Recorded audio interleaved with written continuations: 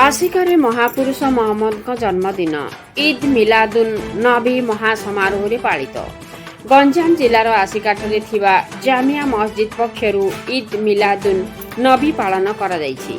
मस्जिद निकटरे एक विशाल शोभायात्रा बाहरी शहर परिक्रमा करिथिला। एथिरे आसिका विधायक सरोज पाड़ी अंशग्रहण करी महापुरुष मोहम्मद संपर्क अति सुंदर भावी चर्चा करथिले। এই କାର୍ଯ୍ୟକ୍ରମରେ କୋଡ଼ିନଟା ପଣ୍ଡିଆ ପଥର କଲେଜ ଛକ ଆଦି ଅଞ୍ଚଳର ଶତାଧିକ ମୁସଲିମ ସମ୍ପ୍ରଦାୟର ଲୋକେ ଓ ଛୋଟ ଛୋଟ କୁନି ପିଲାମାନେ ଅଂଶଗ୍ରହଣ କରିଥିଲେ। ଏହିପରି ମହାପୁରୁଷ ମହମ୍ମଦଙ୍କ ଜୀବନଶୈଳୀ ଉପରେ ମସଜିଦର ଇମାମ ଶହେନାଜ ହୁସେନ ଧର୍ମଚର୍ଚ୍ଚା କରିଥିଲେ। ଶେଷରେ ମସଜିଦଠାରେ ଲାଙ୍ଗର ବା ପ୍ରସାଦ ସେବନର ବନ୍ଦୋବସ୍ତ କରାଯାଇଥିଲା।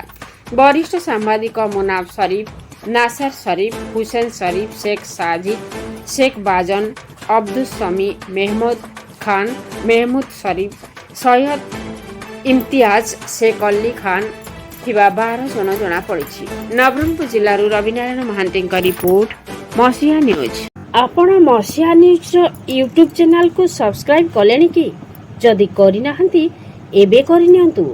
एहा सह मसीहा न्यूज रो फेसबुक पेज को और ट्विटर को फॉलो करंतु। तासह मसीहा न्यूज रो ऐप आसी गलानी।